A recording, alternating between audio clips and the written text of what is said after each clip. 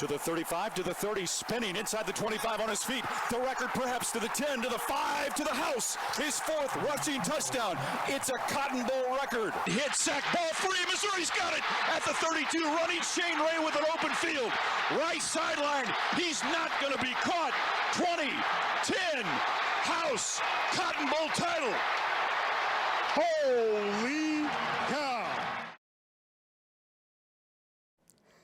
Mizzou football is not short on Cotton Bowl history, and tonight is the night to prove they can make some more. Welcome into 5 on your sideline. I am Corey Miller. And I'm Annie Kroll. That's exactly right, Corey. In fact, we're going to have to get some high school basketball highlights just in a second, but we must start off with what's going on down in Arlington with the Tigers and the Ohio State Buckeyes facing off in the Cotton Bowl Classic. All right, let's get into the highlights. Great atmosphere at AT&T Stadium for the 88th Cotton Bowl Classic. Lots of black and gold in the stands as the Tigers took on the Buckeyes from Ohio State. But if you like offense, I've got some bad news, at least for a little while. All defense in this one early. Darius Robinson hosted Tigers in on that stop.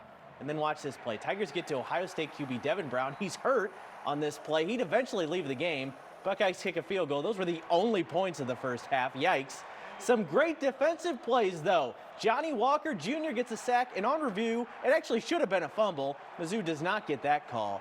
And we finally got some offense in the second half, though. How tough is Brady Cook? Look at this run. Takes a big hit, but gets the Tigers close. And then who else is going to finish it off but Cody Schrader? He gets the call and gets into the end zone. Finally, some points. Mizzou goes up 7-3.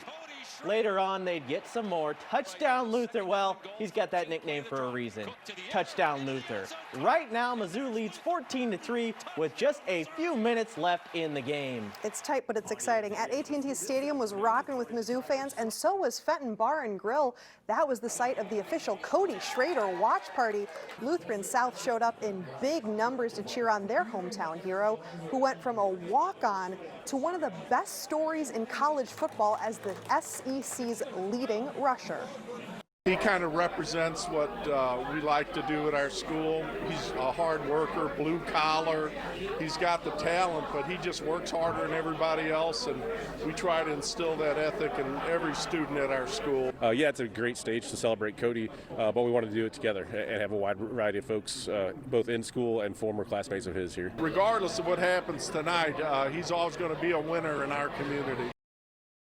Now it's time for the other big story this week, high school basketball holiday tournaments, and we had a lot of them to cover. There was plenty of them. I was at a few out there today. In fact, there were a number of tournament championships up for grabs just tonight on both sides of the river. So how about we get right onto it, Corey? Well, let's do that. Don Mauer Holiday Tournament at MICDS, boys first, Ledoux and Francis Howell. Nice start for the Vikings. Will Paulson, he gets the bucket.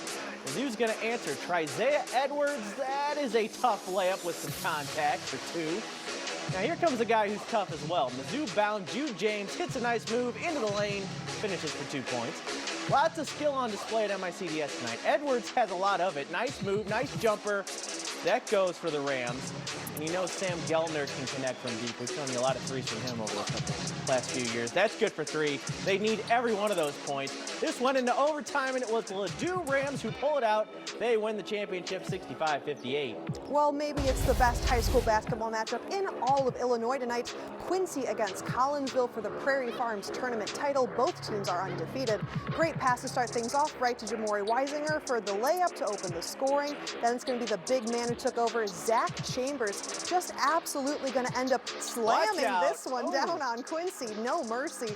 And then he's going to be back at it again. Watch this one. This time, no dunk, but floats it in. That's another 2 points. He gets the finish nonetheless, and the home team is going to make their home fans very happy tonight.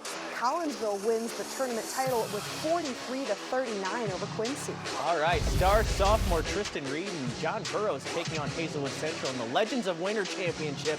Fast start for the Bombers. Owen Walter, that's good from the corner. Izzy Prude, though, he's going to answer in a tough way down the lane for Hazelwood Central. Here he comes. Nice shot. Travis Green III, he can finish for Hazelwood Central as well. Nice bucket for the Hawks star there. Burroughs trying to get their 6'8" center going, who I mentioned earlier, and this is going to do it. Jam time coming up for Tristan Reed. Look out below. Oof, he's just a sophomore. Another nice bucket coming up for Burroughs in the first here. Ramsey Salam down the lane. That's good for a lay-in. Burroughs wins 60-49 to take the tournament title.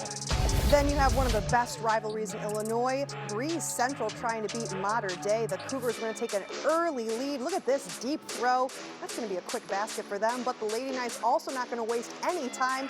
Really Butler connecting from the 3. Then it's going to be Central senior Caden Schroeder. Watch this one. I can do that. I got 3.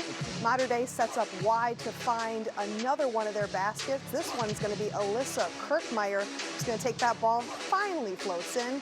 Eventually you're going to have another basket coming in from Mater Dei. Look at this one, another corner. Breeze Central is going to end up with a score of 43, and Mater Dei is going to run away with it at 46 points.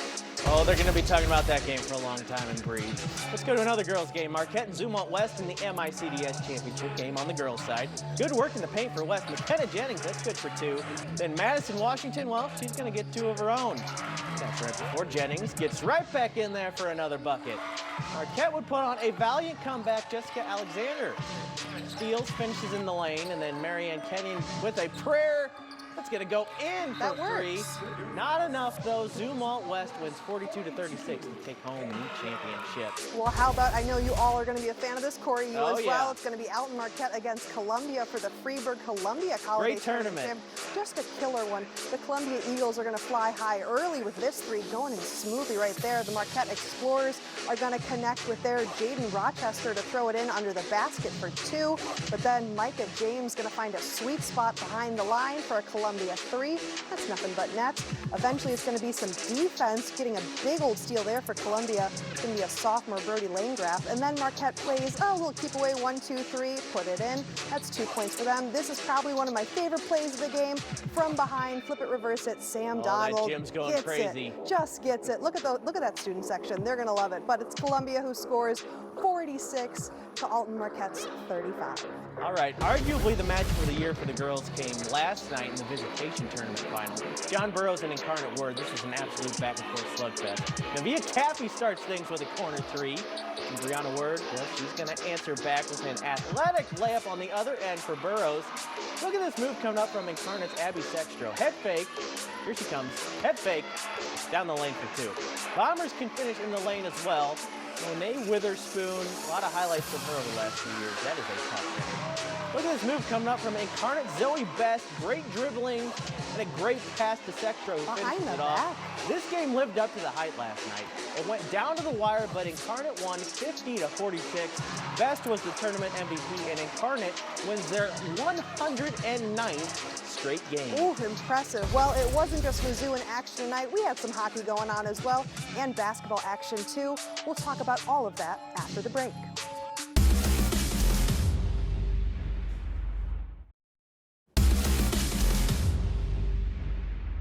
So far, the Drew Bannister era has been pretty fun for the Blues. Coming into tonight, the team was 5-1 under the new head coach with wins over some of the top teams in the NHL. And they got another test against one of the best tonight at Enterprise Center as the Avalanche came to town. There is the man in charge, Drew Bannister, leading his Blues against Central leading Colorado. Avalanche struck first tonight. Ryan Johansson is there to clean this one up for an important goal.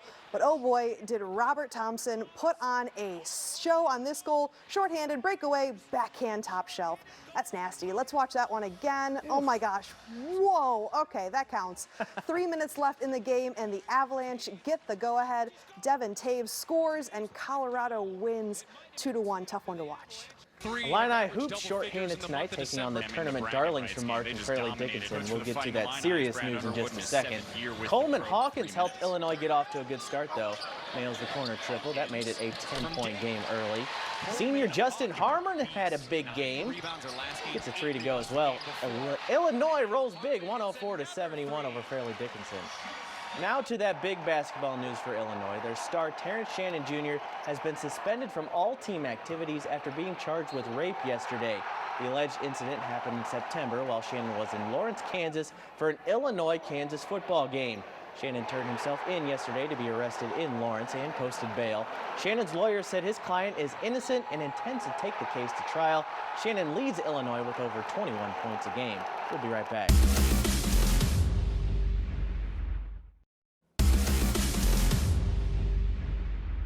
Well, with conference season right around the corner, it is starting to get serious for our regional college basketball teams. That's right, Annie. And Mizzou basketball is still looking for their identity after the bragging rights blowout to Illinois. Dennis Gates and company will take on Central Arkansas tomorrow, trying to right the ship. It has been an odd year for the Tigers so far. They've had moments of jubilation, like the wild comeback win in Minnesota, and moments of disaster, like the home loss to Jackson State. But through it all, Gates is steadfast, always preaching consistency. Sometimes you have to be able to go through obstacles, go through hard times, but one thing that can't change is your consistent effort, right?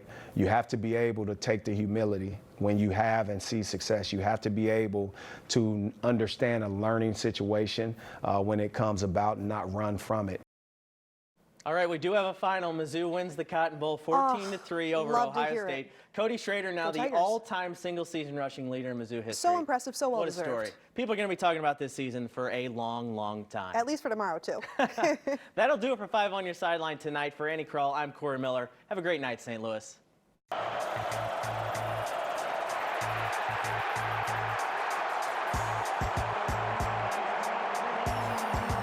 And Missouri's on the doorstep. Inside.